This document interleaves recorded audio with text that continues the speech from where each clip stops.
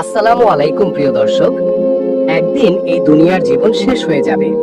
পৃথিবীর প্রতিটি মানুষ, প্রতিটি প্রাণী, এমনকি আকাশে উড়ন্ত পাখিও সেই দিনে আতঙ্কে কাঁপবে। আর এই কেয়ামতের সূচনা হবে এক ভয়াবহ আওয়াজের মাধ্যমে, এমন এক শব্দ যা পুরো মহাবিশ্বকে কাঁপিয়ে দেবে, যার পরেই সবকিছু ধ্বংস হয়ে যাবে। সেদিন ইসরাফিল আলাইহিস সালাম আল্লাহর আদেশে সিংহায় ফু দেবেন। পৃথিবী ও পর্বত আঘাত পেয়ে চূর্ণ বিচূর্ণ হয়ে যাবে। তখনই ঘটবে সেই মহা ঘটনা। মুহূর্তের মধ্যেই সমস্ত প্রাণী মৃত্যুবরণ করবে। মানুষ, জিন, ফেরেশতা কেউ বেঁচে থাকবে না। সবকিছু মুহূর্তেই ধূলিসাৎ হয়ে যাবে।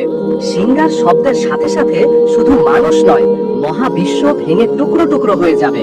সূর্য নিভে যাবে, তারাগুলো পড়ে যাবে, সমুদ্র আগুনে রূপ নেবে, পাহাড়গুলো উড়ে যাবে ধুলির মতো। তারপরে শুরু হবে হাসরের ময়দান। সেই দিন যখন আকাশ ও জমিনের সবকিছু ধ্বংস হয়ে যাওয়ার পর হঠাৎ তাদের কবর থেকে তাদের রবের দিকে ধাবিত হবে। আবার নতুন করে মানুষকে জীবিত করা হবে। কোটি কোটি মানুষকে এক বিশাল সমতল প্রান্তরে একত্রিত করা হবে, যেখানে এক জায়গায় দাঁড়িয়ে থাকবে আদম আলাইহিস সালাম থেকে শুরু করে শেষ মানুষ পর্যন্ত। আর সবাই দাঁড়াবে শুধু এক উদ্দেশ্যে, আল্লাহর সামনে হিসাব দেওয়ার জন্য। মানুষ হতভম্ব হয়ে একে অপরকে প্রশ্ন করবে, হায় আফসোস, আমাদের কে জাগালো আমাদের কবরে থেকে? সূর্য মাথার একেবারে কাছে চলে আসবে, মাত্র 1 মাইল দূরত্বে। সেদিন মানুষ ছুটে যাবে বিভিন্ন দিকে, প্রত্যেকে নিজের চিন্তায় নিমগ্ন থাকবে। হাসরের মাঠে কারো কাছে পানি থাকবে না, আশ্রয় থাকবে না, শুধু আতঙ্ক আর দুশ্চিন্তা। সেদিন মানুষ বুঝতে পারবে তাদের নিজের কোনো শক্তি নেই। তারা একে অপরের কাছে যাবে সাহায্যের জন্য। তারা বলবে, আজ কি আমাদের জন্য আল্লাহর কাছে সুপারিশ করবে? সেদিন মানুষ আতঙ্কে দৌড়াদৌড়ি করবে। হিসাবের দীর্ঘ অপেক্ষা তাদের পাগল করে তুলবে। কেউ বলবে, হায়, যদি আজ আমাদের মুক্তির জন্য কেউ কিছু করত। সেদিন মানুষ এমন ব্যস্ত থাকবে যে তার ভাই, মা, বাবা, স্ত্রী ও সন্তান কাউকে চিনবেই না। সূরা আবাসা 34 থেকে 36। মানুষ ভাববে, আজ কে সেই সাহস করবে যে আল্লাহর সামনে দাঁড়িয়ে আমাদের জন্য কিছু বলবে? কিন্তু সেদিন আল্লাহর সামনে অনুমতি ছাড়া কেউই কিছু বলতে পারবে না। মানুষ প্রথমে যাবে আদম আলাইহিস সালামের কাছে। আপনি তো আল্লাহর প্রথম সৃষ্টি, আল্লাহ আপনাকে নিজের হাতে বানিয়েছেন, আমাদের জন্য সুপারিশ করুন। কিন্তু তিনি বলবেন, আমি পারবো না, আমি এক ভুল করেছিলাম, শজরার ফল খেয়েছিলাম। তোমরা নূহ আলাইহিস সালামের কাছে যাও। এরপর মানুষ যাবে নূহ আলাইহিস সালামের কাছে। তার কাছে গিয়ে বলবে, আপনি তো আল্লাহর প্রেরিত প্রথম রাসূল, আপনি 950 বছর মানুষকে দাওয়াত দিয়েছেন, দয়া করে আল্লাহর কাছে আমাদের জন্য কিছু বলুন। কিন্তু তিনি বলবেন, আমি একবার আমার উম্মতের জন্য সীমা ছাড়িয়ে দোয়া করেছিলাম, আমি আজ পারবো না, তোমরা ইব্রাহিম আলাইহিস সালামের কাছে যাও। মানুষ যাবে ইব্রাহিম আলাইহিস সালামের কাছে। তাকে বলবে, আপনি তো আল্লাহর খলিলুল্লাহ, আল্লাহর বন্ধু, আমাদের জন্য সুপারিশ করুন। কিন্তু তিনি বলবেন, আমি 3 বার এমন কথা বলেছিলাম যা পুরো সত্য ছিল না, আমি পারবো না, তোমরা মুসা আলাইহিস সালামের কাছে যাও। এরপর মানুষ দৌড়াবে মুসা আলাইহিস সালামের কাছে। আপনি তো আল্লাহর কালিমুল্লাহ, যার সাথে আল্লাহ সরাসরি কথা বলেছেন, আমাদের জন্য আল্লাহর কাছে কিছু বলুন। কিন্তু মুসা আলাইহিস সালাম বলবেন, আমি একবার মিশরের একজনকে ভুলে হত্যা করেছিলাম, আমি পারবো না, তোমরা ঈসা আলাইহিস সালামের কাছে যাও। মানুষ যাবে ঈসা আলাইহিস সালামের কাছে। তাকে বলবে, আপনি তো আল্লাহর কুন ফায়াকুনের নিদর্শন, কুমারী মারিয়ামের গর্ভে জন্মেছিলেন, দয়া করে আমাদের জন্য সুপারিশ করুন। কিন্তু তিনি বলবেন, আমি পারবো না, তবে আমি বলছি, তোমরা নবী মুহাম্মদ সাল্লাল্লাহু আলাইহি ওয়াসাল্লামের কাছে যাও, তিনি আজ তোমাদের জন্য সুপারিশ করবেন। অবশেষে মানুষ দৌড়ে যাবে আমাদের প্রিয় নবীজি সাল্লাল্লাহু আলাইহি ওয়াসাল্লামের কাছে। কোটি কোটি মানুষ একসাথে চিৎকার করে বলবে, হে মুহাম্মদ সাল্লাল্লাহু আলাইহি ওয়াসাল্লাম, আপনি তো আল্লাহর প্রিয়তম শেষ নবী, রহমাতুল লিল আলামিন, আজ আমাদের জন্য কিছু করুন, আমাদের মুক্তির জন্য আল্লাহর কাছে বলুন। তখন রাসূল সাল্লাল্লাহু আলাইহি ওয়াসাল্লাম বলবেন, আমি এর জন্য আছি। তিনি আল্লাহর সামনে যাবেন, দীর্ঘ সেজদায় পড়বেন, এমন প্রশংসা করবেন যা আগে কেউ করেনি। আল্লাহ তখন বলবেন, হে মুহাম্মদ, মাথা তুলুন, তোমার কথা শোনা হবে, যা চাইবে তাই দেয়া হবে, শাফাত করতে বললে শাফাত গ্রহণ করা হবে। সহিহ মুসলিম। এটি হবে সেই প্রতিশ্রুত মাকাম, উচ্চ মর্যাদা, যা আল্লাহ তার প্রিয় নবীকে দান করবেন। এরপর নবীজি সাল্লাল্লাহু আলাইহি ওয়াসাল্লাম উম্মতের জন্য সুপারিশ করবেন। আল্লাহ অসংখ্য মুমিনকে মুক্তি দেবেন। অনেক গুনাহগারও জাহান্নামে যাওয়া থেকে বেঁচে যাবে।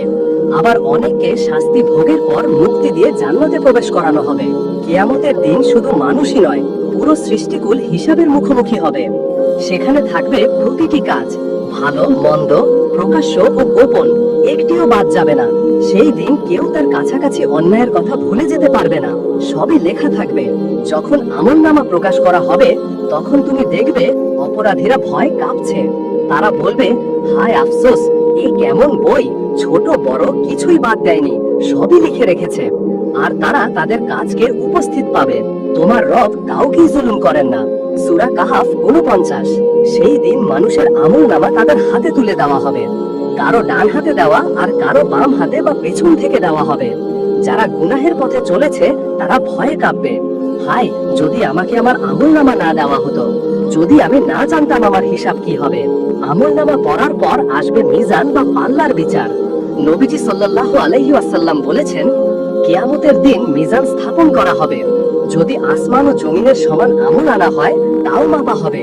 আল্লাহ বলেন, কিয়ামতের দিনে আমরা ন্যায় বিচারের পাল্লা স্থাপন করব। কারো প্রতি সামান্য জুলুম হবে না। সরিষার দানার সমান কিছু হলেও আমরা তা সামনে আনব। সূরা আম্বিয়া 47। একটা তিলও হারানো হবে না। প্রতিটি কাজের পরিমাণ পূর্ণ প্রকাশ পাবে। আল্লাহ বলেন, যার পাল্লা ভারী হবে সে সুখে থাকবে, আর যার পাল্লা হালকা হবে তার ঠাঁই হবে হাবিয়া, জাহান্নাম। যাদের গুনাহ বেশি হবে তারা লজ্জায় মাথা নত করবে, কান্না করবে, কিন্তু কোনো লাভ হবে না। তারপর তাদের পরীক্ষা হলো সিরাত সেতু। এটি এমন এক সেতু যা জাহান্নামের উপরে দিয়ে টানা থাকবে। প্রতিটি মানুষকে এই সেতুর উপর দিয়ে অতিক্রম করতে হবে।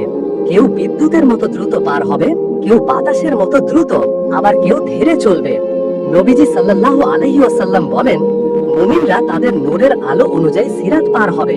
কারো আলো পাহাড়ের মতো বড়, কারো আলো পায়ের কাছে টিমটিম করবে। সেদিন নবীজি সাল্লাল্লাহু আলাইহি ওয়াসাল্লাম আল্লাহর কাছে দোয়া করবেন, হে আল্লাহ, আমার উম্মতকে রক্ষা করুন।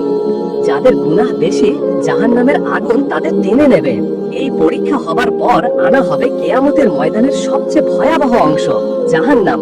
এটি এমন এক স্থান যা আল্লাহ তাআলা শাস্তির জন্য সৃষ্টি করেছেন। কোরআন ও হাদিসে জাহান্নামের ভয়াবহতা এমন ভাবে বর্ণনা করা হয়েছে যে শুনলেই মানুষের দেহ কাঁপতে শুরু করে। নবীজি সাল্লাল্লাহু আলাইহি ওয়াসাল্লাম বলেছেন, এই দুনিয়ার আগুন যা তোমরা জ্বালাও তা জাহান্নামের আগুনের মাত্র 70 ভাগের 1 ভাগ। জাহান্নামে এক মুহূর্তের জন্য আরাম নেই।